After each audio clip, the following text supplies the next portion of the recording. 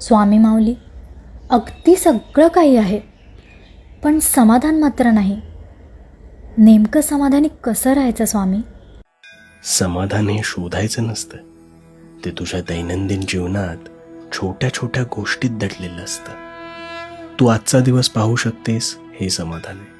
तू सुदृढ आहेस, हे समाधान आहे. तुला विचारायला जिव्हाळ्याची माणसं आहेत, हे समाधान आहे. तुझ्या पोटी रोजचे 2 घास उतरतात, हे समाधान आहे. तुझ्या अंगणात फुललेली तुळस ही समाधान आहे.